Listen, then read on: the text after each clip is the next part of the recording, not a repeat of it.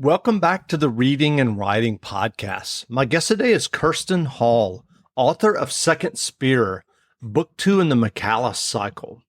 Writer Max Gladstone wrote about Kerstin's first book, A Labyrinth of Demons, Dead Gods, Cranky Psychopomps, and Broken All Too Human Lives. Hall is by turns wry and lush, genuine and venomous. So can I have the next one already? Kerstin, welcome to the podcast. Hi, thank you for having me. Absolutely. Well, if someone listening hasn't yet heard about your new novel, Second Spear, how would you describe the novel?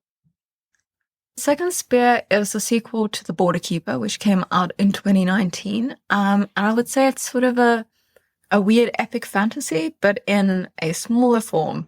So it's about 300 pages, roughly. It's longer than The Border Keeper, but it's still a shortish novel. And it follows Tin, who is a sort of the bodyguard to one of the rulers of the realms of the dead.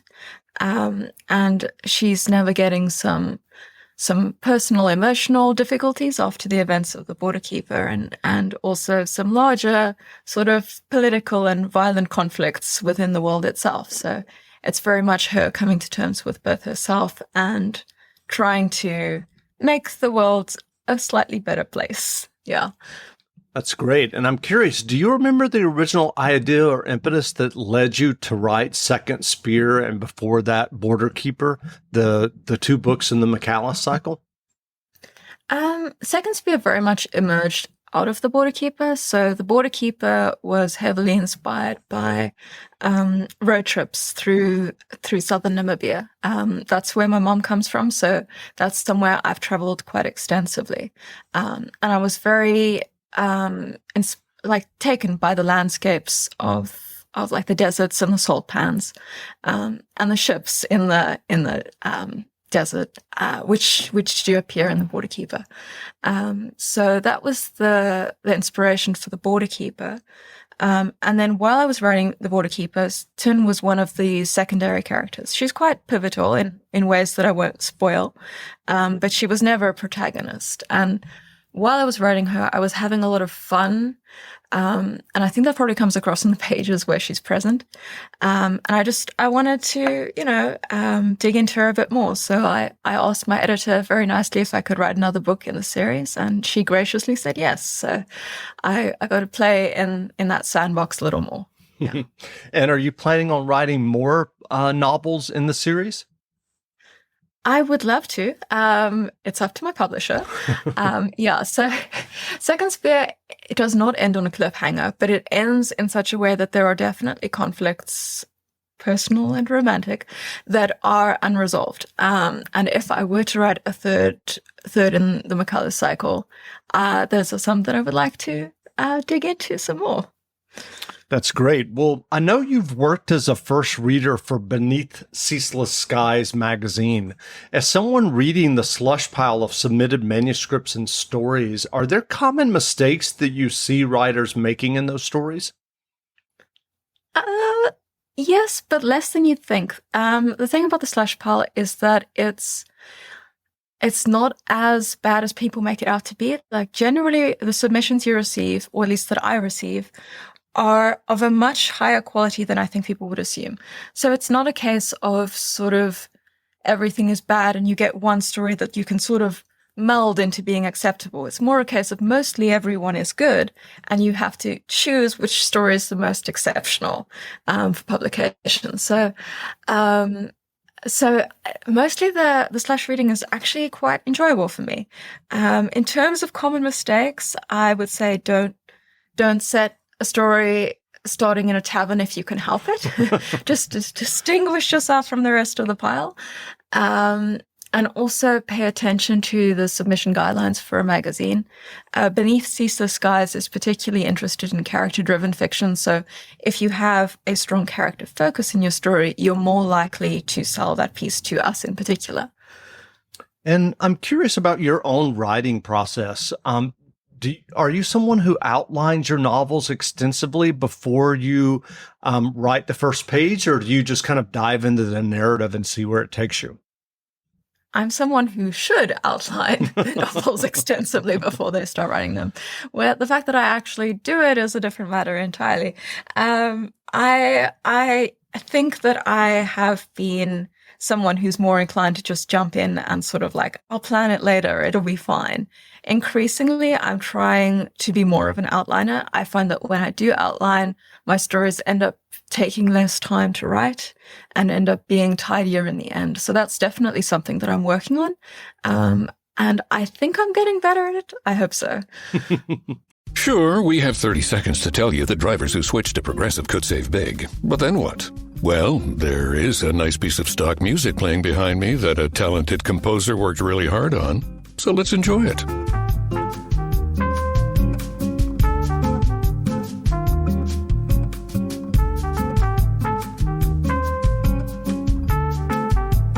Wow, almost overshadows the saving big when you switch to Progressive part. Progressive Casualty Insurance Company and Affiliates. Explore New Jersey in every season. From 130 miles of sunny shorelines to waterfalls, rivers, and majestic mountainsides. Visit the East Coast's most scenic parks, iconic venues, and historic landmarks. Discover artistic places and inspiring spaces, gaming, nightlife, views of center stage, and true New Jersey adventures that go on for days. Plan your itinerary today at visitnj.org. Well, what writing advice would you offer to those who are working on their own stories or novels? Yeah, I think that it helps to sort of embrace your own idiosyncrasies and your own voice. So for me, that just meant leaning into being as weird as I wanted to be in terms of the content of my work, and also being honest and authentic, and risking being vulnerable in the work that I produce. I think that putting something of yourself into your stories makes them better, or at least it does for me. Sure. And I'm curious. I mean, I think that many writers, as they're struggling to find their writing voice, or I should say they do struggle to find their writing voice. What was that process like for you of trying to write stories that felt authentic to you?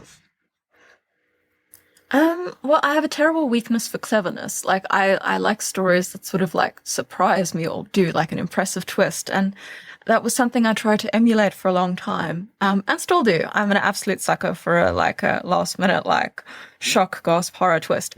But I think it was more about coming to realize that it's okay to expose something of myself. And that was a realization that was like brought home again quite recently, in that I was at Clarion West until about a week ago, actually.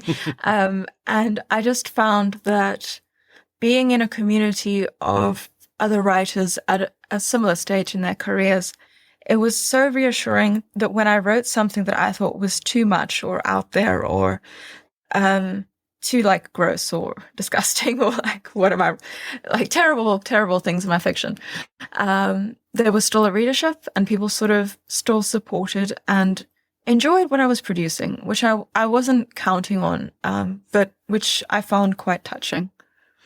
Well, I know that in the science fiction and fantasy writing communities, the Clarion Writing Workshop experience is almost legendary. What was your experience of Clarion West that you just came back from?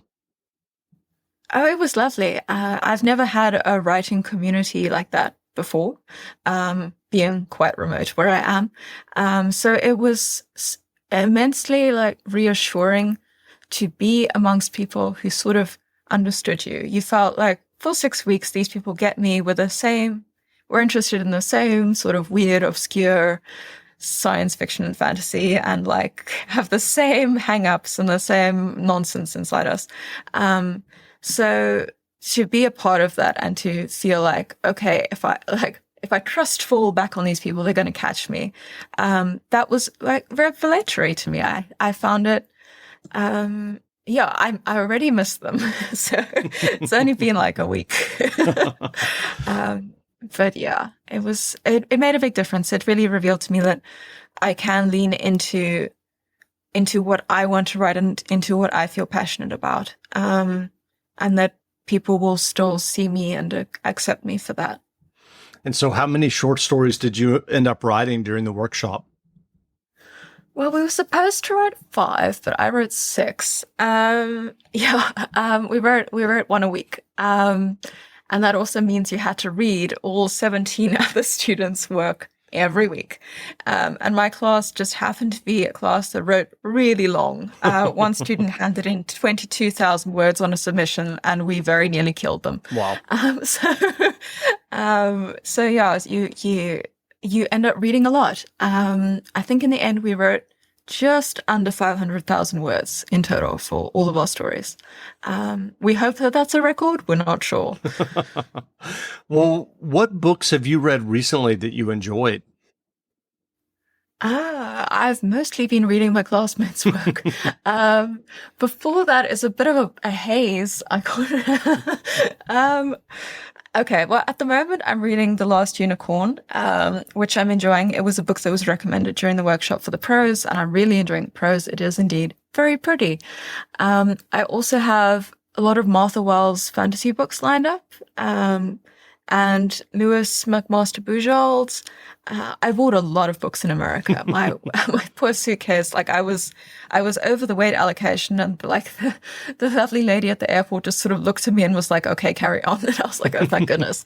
So I'm reading that. I'd really like to read Locklands, which is the 3rd installment in the Foundry Side.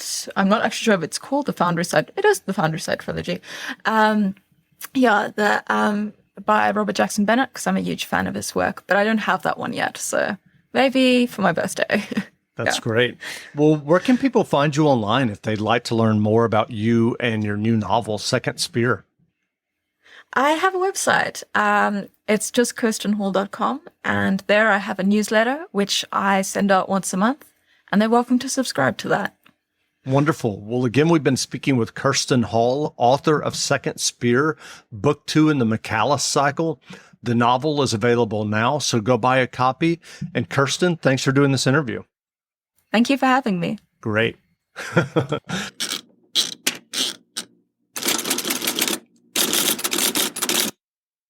Sure, we have 30 seconds to tell you that drivers who switch to Progressive could save big. But then what? Well, there is a nice piece of stock music playing behind me that a talented composer worked really hard on. So let's enjoy it.